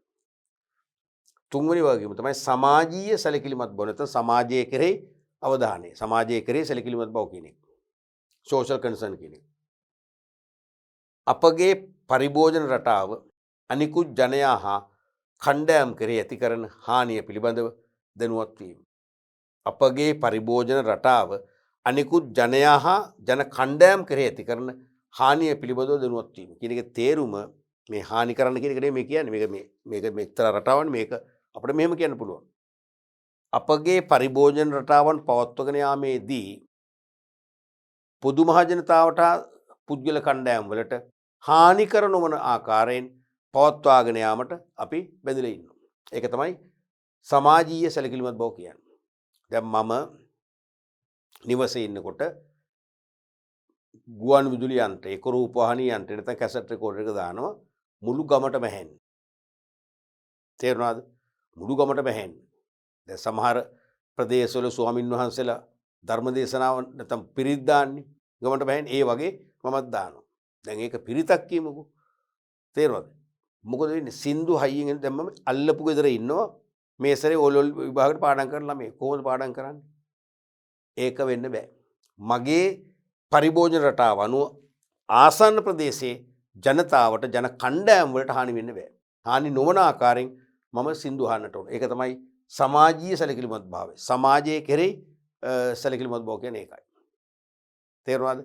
ඊළඟට මම මගේ නිවසේ ඉදිරිපිට මගේ වත්තේ තියෙන ලොකු ගහක්. අපි තුමු ජෑම් ගහක් කියලා අර සෙවණගෙනද?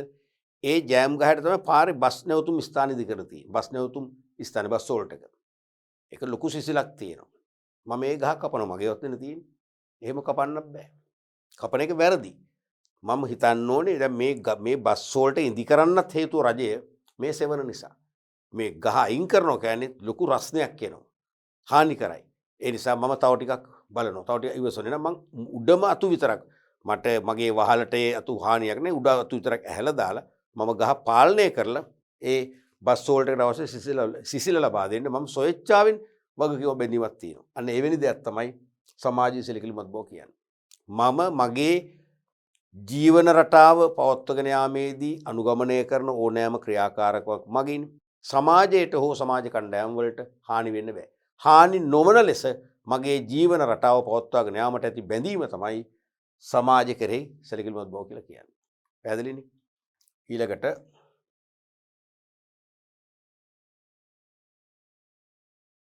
පාරිසරික සැලකිලිමත් බව. පාරිසරික සැලකිලිමත් බව කියන්නේ පරිසරය කෙරෙහි සැලකිලිමත් වීම. එන්වයරන්මන්ටල් කන්සර්න් කියන එක.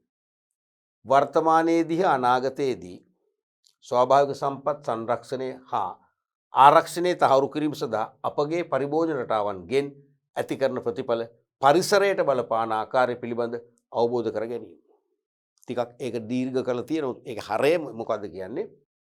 වර්තමානයේදී හා අනාගතයේදී ස්වාභාවික සම්පත් සංරක්ෂණය සහ ආරක්ෂණය. ස්වාභාවික සම්පත් සංරක්ෂණය සහ ආරක්ෂණය. මොකද්ද මේ දෙකේ වෙනස? සංරක්ෂණය ආරක්ෂණය. සංරක්ෂණය කියලා කියන්නේ අපි හිතමු දැන් වනාන්තරයක් කියලා. වනාන්තරයක් නම් සංරක්ෂණය කරනවා කියන්නේ මොකද්ද? ඒ වනාන්තරේ මොනවා හරි ගස් කොළන් වල අඩුවක් තියෙනවා නම් අපි ගස් කොළන් කපනවා නම් ඒ ගස් කොළන් අනිවාර්යයෙන්ම වගා කරන්න ඕනේ. කපන්න පෙර වගා කරන්න. ගහක් අඩු වෙනකොට ගස් දෙකක් වැවෙන්න ඕනේ. ඒක තමයි සංරක්ෂණය කියන අර්ථය. ආරක්ෂණය කියන්නේ තියෙන ගස් කපන්න නැතුව අපි රැක බලා ගැනීම. තේරෙනවද? හරිත රටක් බිහි කරන්න ගස් කොළන් කපන්න නැතුව රඳවා ගැනීම. එහෙනම් වර්තමානයේදී අනාගතයේදී ස්වාභාවික සම්පත් සංරක්ෂණය ආරක්ෂණය තහවුරු කිරීම සඳහා අපගේ පරිභෝජන රටාවන්ගෙන් ඇති කරන ප්‍රතිඵල පරිසරයට බලපාන ආකාරය පිළිබඳ අවබෝධ කර ගැනීම තමයි මෙන් අදහස් කරන්නේ. ඒ කියන්නේ පරිසරයට හානි කර නොවන පරිදි වර්තමාන මෙන්ම අනාගත අපේ ජීවන රටාවන් ජීවන කටයුතු හැඩගසා ගන්න ඕනේ. අපේ ජීවන ක්‍රියාකාරකම් නිසා වර්තමාන හෝ අනාගත පරිසරයට හානිකර තත්ත්වයක් උදා නොවන ආකාරයෙන් අපේ ජීවන රටාව හැඩගසා ගැනීමට ඇති බැඳියාව තමයි මෙන් අදහස් කරන්නේ. පැහැදිලිනේ? ඊළඟට සහයෝගීතාව. සොලිඩරිටි කියන එක සහයෝගීතාව. පාරිභෝගික අයිතීන් හා අවශ්‍යතා ආරක්ෂණය හා ප්‍රවර්ධනයට සහ සාමූහිකව සංවිධානය වීම. මේක සරලව කිව්වොත් මේකේ පැහැදිලිකම මොකද්ද? අපේ පාරිභෝගික අයිතීන් සහ අවශ්‍යතා ආරක්ෂා කර ගැනීමට පාරිභෝගිකයන් වශයෙන් සාමූහිකව ක්‍රියා කිරීමට බැඳීමක් තියෙන කොහෙදීද? වෙළඳපොළ තුලදී. ඒක තේරුම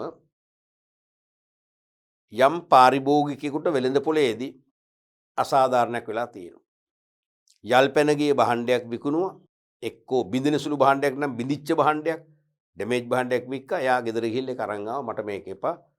මට හොඳ භාණ්ඩයක් දෙන්න නැත්නම් සල්ලි දෙන්න. ඔය දෙකම දෙන්නේ නැහැ. තේරුණාද? දෙකම දෙන්න තියෙන බෑනේ. එකක් හරි එක ඉල්ලීමක් හරි ඉෂ්ට වෙන්න බෑ. එහෙනම් හොඳ භාණ්ඩයක් එක්ක මාරු කරලා දෙන්න ඕනේ. නැත්නම් සල්ලි අපසු දෙන්න ඕනේ. දැන් ඔකට ලොකු ආගියුමන්ට් එකක් යනවා. අපේ නෙවෙයි අපි අහක බලන් යනවා. ඒක නෙවෙයි වෙන්න ඕනේ. එයත් පාරිභෝගිකෙක් මමත් පාරිභෝගිකෙක්. ඒ පාරිභෝගිකයාට අද වෙච්ච අසාධාරණේ හෙට මට වෙන්න පුළුවන්. ඒ නිසා මමත් මැදිහත් වෙන්න ඕනේ. ඇයි මොකද්ද බස් එහෙම කියන එක වැරදිනේ. බොහොම සාවධානව. මුදලාලි හරි මහත්මයා හරි නෝන හරි කියලානේ පාරිභෝගික අධිකාරි නීතියක් තියෙනවානේ. එහෙම සල්ලි අපෝ ගෙවන්න ඕන කියලා. නැත්නම් හොඳ භාණ්ඩයක් දෙන්න නැත්නම් සල්ලි දෙන්න ඕන. මුදල් ගෙවලා ඩැමේජ් වෙච්ච භාණ්ඩයක් අපිට ගෙනන්න බෑනේ. මේ නීතියක් තියෙනවා. ඉතින් එහෙම දෙන්න බැරි නම් අපිට අනිවාර්යයෙන්ම පාරිභෝගික අධිකාරිය හරහා පැමිණිල්ලක් කරන්න වෙනවා. ඔය වගේ කොහමද ලොකු ප්‍රෙෂර් එකක් දීලා කොහොම අන්න එහෙම දෙනවනම් දැන් එතනට එන වෙළඳසැලට එන පාරිභෝගිකයෝ එකට සහයෝගය දක්වලා අරේ වෙනුවෙන් කතා කරනවා නම් සහනය ලැබෙනවා. ඔක නොලැබෙන්නෙත් ඕක තමයි නේ.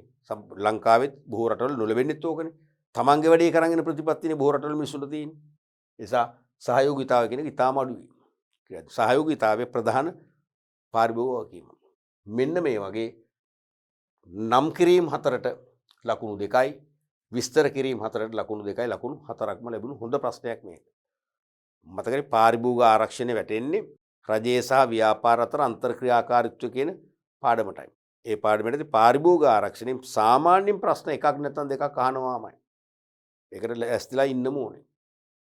අපි බලමු ඊළඟ ප්‍රශ්නේ.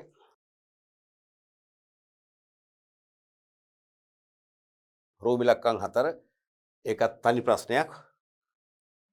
විධිමත් ව්‍යාපාර සංවිධානයක් අවිධිමත් ව්‍යාපාර සංවිධානයකින් වෙන්කර හඳුනාගත හැකි ලක්ෂණ 4ක් විස්තර කරන්න. විධිමත් ව්‍යාපාර සංවිධානයක් අවිධිමත් ව්‍යාපාර සංවිධානයකින් වෙන්කර හඳුනාගත හැකි ලක්ෂණ 4ක්. තේරෙනවනේ? ව්‍යාපාර සංවිධාන අපට පුළුවන් බෙදන්න විධිමත් සංවිධාන අවිධිමත් සංවිධාන. ඒවා වෙන්කර හඳුනා ගන්න ලක්ෂණ. කරුණු දැක්වීමට ලකුණු භාගය ගන්න ලකුණු 2යි. භාගයේ බැගින් කරුණු 4ට ලකුණු 2යි. කරුණු පැහැදිලි කිරීමට භාගයේ බැගින් කරුණු 4ට ලකුණු 2යි. ලකුණු 4 ලැබෙන්නේ කෙටි පැහැදිලි කිරීමක් ඕනේ. දැන් මේකේ තියෙනවනේ ලක්ෂණ 4ක් විස්තර කරන්න. විස්තර කරන්න කියන්නේ සඳහන් කරන්න නෙවෙයි. විස්තර කරන්න එකොත් කෙටි පැහැදිලි කිරීමක් ඕනමයි. දැන් මෙන්න මේ වගේ කාරණා කරේ අපි අවධානය යොමු කරන්නේ විභාගෙදී මේ වගේ කරුණු විතරක් දීලා කියනවා ලිව්වා කියලා. බැලුවකොට ඒ නෑ. සමහරට බීත් නෑ. ඇත්තම කියනවා නම් දැන් ළමයා මේ කාරණා 4 හරි ලියන එක ලොකු දෙයක්. ඒ කාරණා 4 ලියනකොට ළමයා විෂය දන්නවනේ. විස්තර කරේ නැති එක වෙනම කතාවක්. ඒ කියන්නේ ළමයා විෂය තියෙනවනේ ළමයා ළඟ විෂය දැනුම තියෙනවා. දැන් මම දැන් බය නැතු කියන මම පේපර් මාකින් නොකරන නිසා මම පේපර් මාකින් කරන කාලේ මේ වගේ ප්‍රශ්න ළමයා කරුණු 4 ලියුණා මම ලකුණු 4ම දුන්නා. හැමෝම දෙන්නේ නැහැ වගේ. මතක තියෙන හැමෝම දෙන්න බලයක් නැහැනේ. නමුත් මගේ හිතට එකගව මම තර්ක කරනවා මේ ළමයා කරුණු 4 ලියන්න දන්න නිසානේ. ඉගෙන ගත්ත නිසානේ. සමහර අය 4 එකක් ලියන්න දන්නේ නැහැ. එහෙනම් ලකුණු 4ම දී මම දුන්නා. පැහැදිලිවම දුන්නා. තේරුණාද? හැමෝම දෙන්නේ නැහැ ඔක. අපි ඒ නිසා ප්‍රූඩන්සි කන්සෙප්ට් එක විචක්ෂණ සංකල්පය අනුව නිතරම අපි අවාසි හිතන්න ඕනේ. අවාසි හිතලා පැහැදිලි කරන්න උත්සුක වෙන්නේ නැත්නම් ලකුණු 4න් 2ක් කියන අපරාධයක්. ලකුණු 4න් 2ක් නැතිනවා කියන්නේ දෙකෙන් කොච්චර දේවල් අපේ මේ වෙනස් වෙනවද විකෘති වෙනවද ප්‍රතිඵලයනේ. පළවෙනි එක තමයි නිශ්චිත වූ නීති හා රෙගුලාසි පැවතීම. නිශ්චිත වූ නීති හා රෙගුලාසි පැවතීම. තේරෙනවද? මේක අඩු ගන්න කෙටියෙන් කො නීති හා රෙගුලාසි කිව්වොත් ඇති. නිශ්චිත වූ නීති හා රෙගුලාසි. ඒ කියන්නේ අන්න පැහැදිලි කරන්නේ කොහොමද දැන්? මේකට ලකුණු භාගයක් හම්බ වෙනවා. පැහැදිලි කරන්නේ කොහොමද? විධිමත් ව්‍යාපාර සංවිධානයකට විශේෂිත වූ නීති හා රෙගුලාසි ක්‍රියාත්මක වුවද අවිධිමත් සංවිධානයකට එසේ ක්‍රියාත්මක නොවේ. හොඳටම ඇති. හරිම සරලයි. දෙවෙනි එක. වැඩ බෙදා හැරීම හා ඒ පිළිබඳව විශේෂඥතාවයක් පැවතීම. දැන් මේක පැහැදිලි නෑ. වැඩ බෙදා හැරීම හා ඒ පිළිබඳ විශේෂඥතාවය කියලා ලියුවා නම් ඇති පැවතීම නැතුව පොයින්ට් එකක් නෙමෙයි ලියන්නේ. තේරෙනවද? මම ඒක මකන්නේ ස්කීම් එක දින නිසා. වැඩ බෙදා හැරීම හා ඒ පිළිබඳව විශේෂඥතාවයක්. හරිද? අපි ලියනවා විධිමත් ව්‍යාපාර සංවිධානයක වැඩ බෙදා හැරීම ඒ පිළිබඳ විශේෂඥතාවයක් ඇතුව සිදුවන නමුදු අවිධිමත් ව්‍යාපාර සංවිධානයක එසේ සිදු නොවේ. එච්චරයි. මේකම අපිට විස්තර කරන්න පුළුවන්. ඊළඟට පරමාර්ථ හා ප්‍රතිපත්ති නිශ්චිත වීම. පරමාර්ථ හා ප්‍රතිපත්ති. පරමාර්ථ කියන්නේ ඉලක්ක, ප්‍රතිපත්ති කියන්නේ දර්ශනය. විධිමත් ව්‍යාපාර සංවිධානයක පරමාර්ථ හා ප්‍රතිපත්ති නිශ්චිත වන නමුදු අවිධිමත් ව්‍යාපාර සංවිධානයක නිශ්චිත නොවේ. එහෙනම් එතනදී පරමාර්ථ හා ප්‍රතිපත්ති කියලා ලියුණා නම් එතන මේක නිශ්චිත වීම කියලා ලියන්න ඕනේ නැහැ. මොකද මේක අපි වෙනම විස්තර කරන්න කියනවනේ. තේරෙනවද? මේ ටීචර්ස්ලාට නිසා මෙහෙම ස්කීම් එක හදන්නේ. අපි ලියන්නේ පරමාර්ථ හා ප්‍රතිපත්ති පමණයි. මේ ටික ලියුවා නම් ඇති. ලියනවා විධිමත් ව්‍යාපාර සංවිධානයක පරමාර්ථ හා ප්‍රතිපත්ති නිශ්චිතව හඳුනාගත හැකි නමුදු අවිධිමත් ව්‍යාපාර සංවිධානයේ එසේ හඳුනාගත නොහැක. පුද්ගල කාර්යයන්හි සීමාවක් පැවතීම. නැත්නම් පුද්ගල කාර්යයන්හි සීමාව කියලා දෙන්න නම් ඇති. පැවතීමක් ඕනේ නැහැ. විධිමත් ව්‍යාපාර සංවිධානයක පුද්ගලයන්ගේ කාර්යයන්ගේ සීමාව දකින්න පුළුවන්. අවිධිමත් එකේ දකින්න බෑ. දැන් විධිමත් සංවිධානයක අලෙවි කළමනාකරු යාට තියෙන කාර්යභාරයක් සීමාවක් තියෙනවා. චීෆ් ඇකවුන්ටන්ට් සීමාවක් තියෙනවා කරන්නේ. නමුත් අවිධිමත් සංවිධානයේ මෙන්න සමහරට අලෙවි කළමනාකරුගෙන් ඇකවුන්ටන්ට්ගේ වැඩිත් ගන්නවා. තේරෙනවනේ? මූල්‍ය කළමනාකරුගේ වැඩිත් ගන්නවා. පර්චේසින් මැනේජර්ගේ වැඩිත් ගන්නවා. ඒක තමයි ස්වභාවය. අන්න ඒ වගේ කෙටි පැහැදිලි කිරීමක් කරන්න තියෙනවා. විධිමත් සංවිධානයක පුද්ගල කාර්යයන්ගේ සීමාවන් පවතින අතර අවිධිමත් සංවිධානයේ එසේ සීමාවන් නොමැත. ඇති පැහැදිලි කිරීම. තොරතුරු ගලා යාම ක්‍රමානුකූල වීම. වීමත් ඕනේ තොරතුරු ගලා යාම කියලා දැම්ම නම් ඇති. තොරතුරු ගලා යාම ක්‍රමානුකූලත් නැතුව. අපි ලියන්න පුළුවන් විධිමත් ව්‍යාපාර සංවිධානයක තොරතුරු ගලා යාම ක්‍රමානුකූලව සිදුවන අතර නැත්නම් ක්‍රමවත්ව සිදුවන අතර අවිධිමත් සංවිධානයක තොරතුරු ගලා යාම ක්‍රමවත්ව සිදු නොවේ. ක්‍රමවත් නැහැනේ. විධිමත් සංවිධානයක නිතරම අපි කියන්නේ පරිපාලනය කියලා ඇඩ්මිනිස්ට්‍රේෂන්. එනම් විවිධ වූ sannivedana මාධ්‍යයන් යොදාගෙන අවශ්‍යතාව මත ඉහළ සිට පහළට පහළ සිට ඉහළට ආදි වශයෙන් තොරතුරු පහසුවෙන් ගලාගෙන යන කාර්යක්ෂම ක්‍රියාවලියක් තියෙනවා. අවිධිමත් සංවිධානයේම නැහැ. පැහැදිලිවම නැහැ. ඊළඟට ප්‍රධානියාගේ දැඩි සුපරීක්ෂණය. නැත්නම් ප්‍රධානියාගේ සුපරීක්ෂණය. තේරෙනවද? විධිමත් සෑම සංවිධානයකම ප්‍රධානියාගේ සුපරීක්ෂණයට සමස්ත ව්‍යාපාර සංවිධානයේ බඳුන් වෙනවා. භාජනය වෙනවා. එහෙම නෙවෙයිනේ. දැන් විදුහලක විදුහල්පතිවරයාගේ සමස්ත සුපරීක්ෂණයට ලක් වෙනවනේ. විදුහල්පතිවරයා දැනගන්න ඕනේ එක වසරේ පන්තිවල තත්ත්වයක්. 13 වසරේ පන්තිවල තත්ත්වයක්. විද්‍යා කලා වාණිජ්‍ය තාක්ෂණ වේද හැම අංශයක් මෙයා දැනගන්න. ඒක දන්නේ නැහැ කියන්න බෑ. ඒ වගේ විධිමත් ව්‍යාපාර සංවිධානයකදී ප්‍රධානියාගේ සුපරීක්ෂණයට සමස්තය ලක්වන අතර අවිධිමත් ව්‍යාපාර සංවිධානයකදී ප්‍රධානියාගේ සුපරීක්ෂණයට සමස්තය ලක් නොවේ. අන්න ඒ වගේ පැහැදිලි කිරීම හතරක් ලියන්න විතර ඔබට තියෙනවා. එහෙම වුණොත් තමයි ලකුණු හතරම ලැබෙන්නේ. පැහැදිලිනේ? අපි බලමු ඊළඟ ප්‍රශ්නය.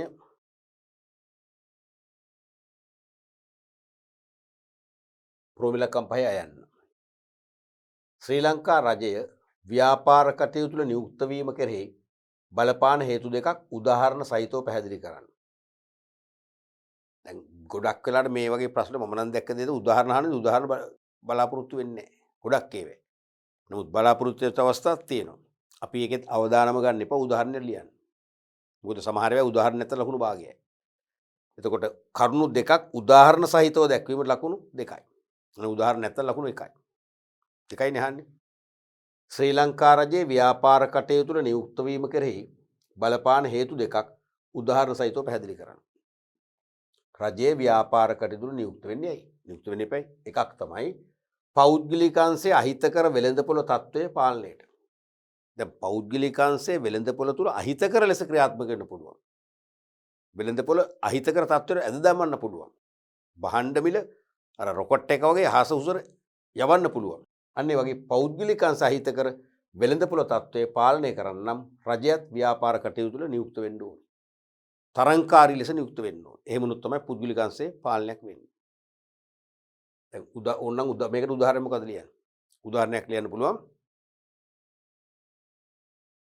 ලංකා ගමනාගමන මණ්ඩලයට අමතරව නැත්නම් පෞද්ගලික බස් ධාවකයන්ට අමතරව ලංකා ගමනාගමන මණ්ඩලය ක්‍රියාත්මක වීම. හොඳ උදාහරණයක් නේ.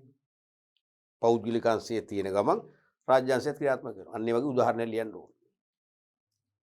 මේක උදාහරණ තියෙනවා. මේ තියෙන උදාහරණ පොදු ප්‍රවාහන කටයුතු sannivedana කටයුතු ආදී. අන්න මේක මම කිව්වේ තමයි පොදු ප්‍රවාහන කටයුතු කියන්නේ පෞද්ගලිකාංශයේ ප්‍රවාහන කටයුතුට අමතරව ලංකා ගමනාගමන මණ්ඩලය මගින් පොදු ප්‍රවාහන කටයුතු පවත්වාගෙන යනවා. දුම්රිය ගන්න බෑනේ දුම්රිය වෙනම ලයින් එක ගන්න. sannivedanaත් එහෙමයි.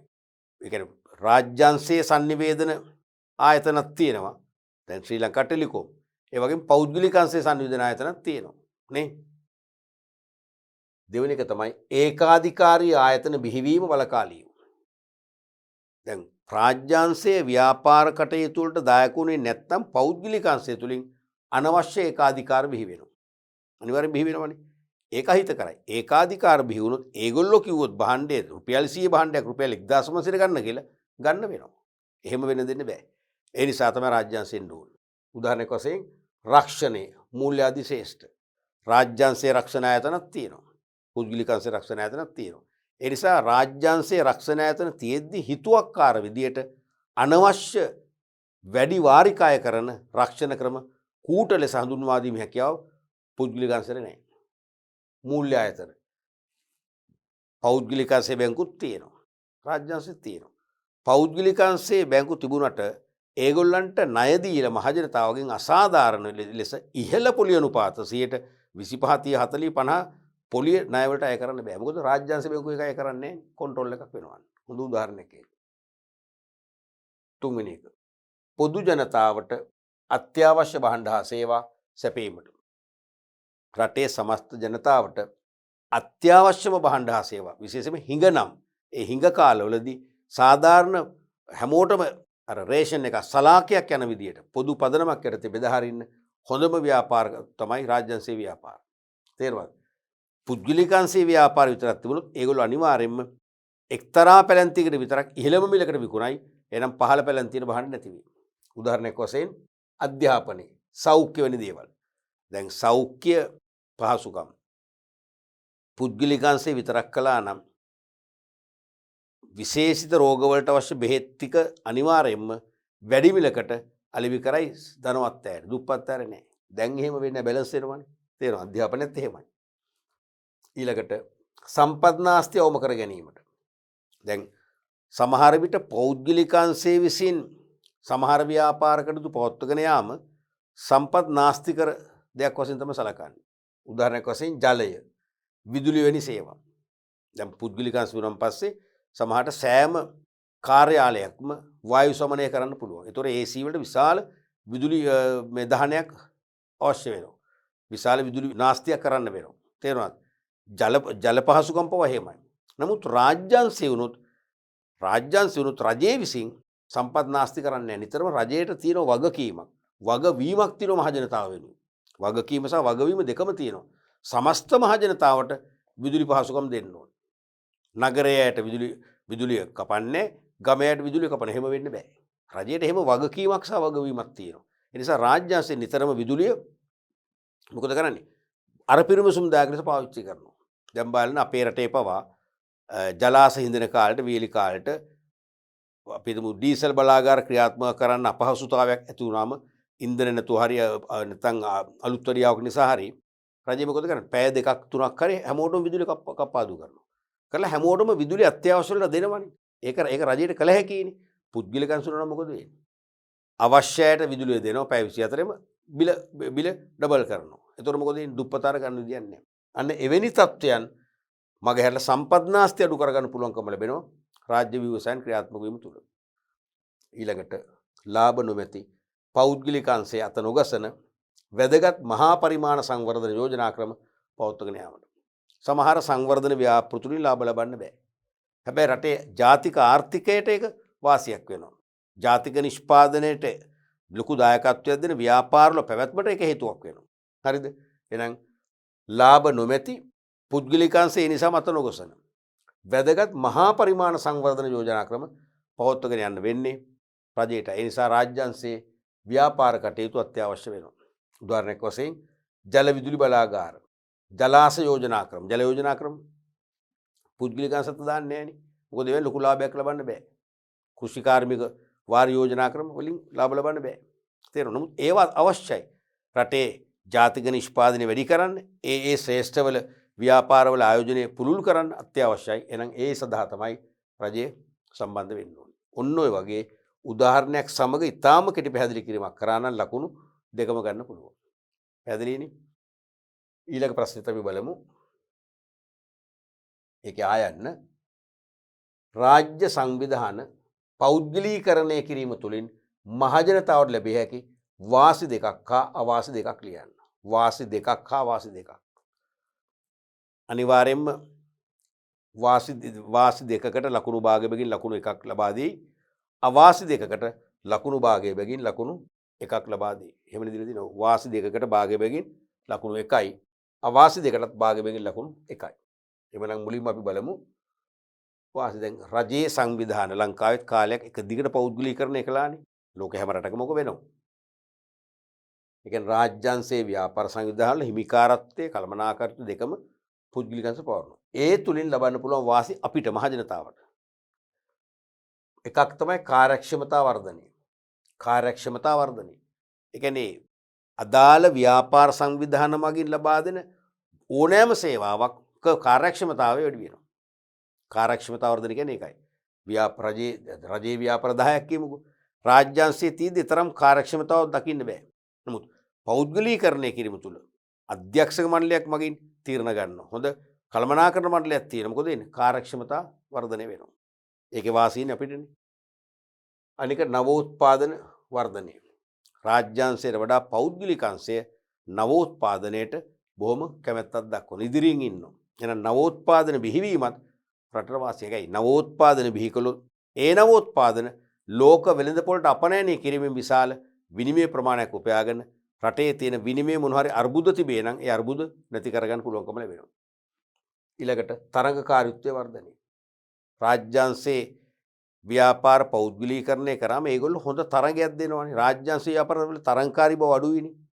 ටිකක් අර තේරෙනවද? මන්දගාමී වුණ යන්නේ. නමුත් මන්දගාමීත්වයෙන් මිදිලා තරගකාරීත්වයකට වටුනන් පස්සේ ඒකෙනුත් වෙන්නේ ගුණාත්මක සේවාවන් වලින් ප්‍රතිඵල වෙන්නේ කාටද? මහජනතාවටයි. ඊළඟට දේශපාලන මැදිහත් වීම අඩු වීම. රාජ්‍යංශයේ ව්‍යාපාර සංවිධානයට කොහොමත් අපි දන්නවා මොන රටේත් අපේ රටේ විතරනේ හැම රටකම දේශපාලන හස්තය ලං වෙන්න දික් කරනවානේ. දේශපාලන මැදිහත් වීම තියෙනවා. සේවකයෝ බඳව ගන්න ගියත් දේශපාලන පත්වීම තමයි තියෙන්නේ. හිතවත් අය තමයි දෙන සුදුසුකම් ඇත නෙවෙයි. එහෙමනේ.